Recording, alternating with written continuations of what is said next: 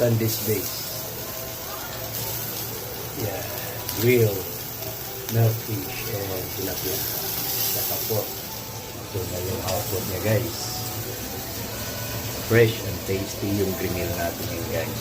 Fish, tilapia, pork lupo, bangus, fish, tilapia.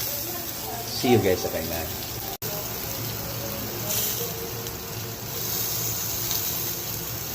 Tilapia.